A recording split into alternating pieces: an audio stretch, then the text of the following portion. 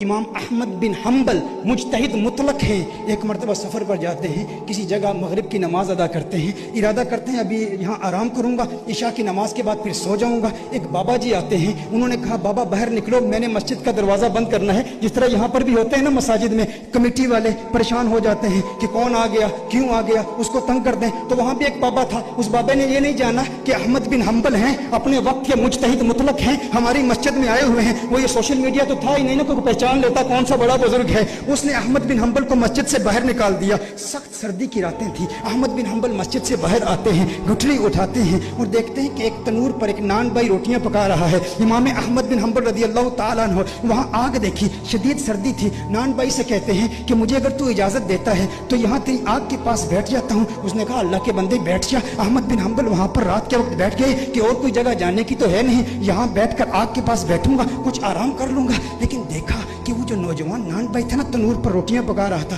وہ ہر وقت استغفر اللہ پڑھتا, استغفر اللہ پڑھتا. تنور سے روٹی نکالتا, استغفر اللہ, روٹی پکاتا, استغفر اللہ, تنور میں روٹی ڈالتا, استغفر اللہ. امام احمد بن حنبل اسے دیکھ رہے ہیں اور بڑی محبت بڑی نگاہوں سے دیکھ رہے ہیں, مسکرا رہے ہیں. کہا بابا جی مسکرا کیوں رہے ہو؟ کہا تیری یہ استغفار پڑھنے کی ادا بہت پسند آئی. کہا میں استغفار اس لیے پڑھتا ہوں کہ اس استغفار نے مجھے مستجاب الدعوات بنا دیا ہے. جو دعا کرتا ہوں اللہ قبول کرتا ہے, میری دعا کوئی اللہ کی بارگاہ سے رد نہیں ہوتی. کہا یہ تو بہت بڑی ولایت کا دعویٰ ہے نوجوان, ہے نان بھائی, تو ولایت کا دعویٰ کر رہا ہے کہ تیری ہر دعا اللہ کی بارگاہ میں قبول ہوتی ہے, کوئی دعا رد نہیں ہوتی. کہا کوئی دعا رد نہیں ہوتی. کہا آج استغفار کیوں پڑھ رہا ہے؟ کہا بابا جی کیا بتاؤں, آج میری یہاں ڈیوٹی لگی ہے, میں نے سنا ایک مجتہد مطلق ہمارے علاقے میں آیا ہوا ہے, بہت بڑا بزرگ ہے, آج میری یہ تمنا ہے استغفار پڑھتا رہوں گا, اس کی زیارت کروں گا, لیکن میرا مالک مجھے جانے کی اجازت نہیں دے رہا. کہا کون ہے وہ بزرگ, کون ہے وہ عالم جس کی تو زیارت کرنا چاہتا ہے اور جس کی زیارت کا تمنائی بنے ہوئے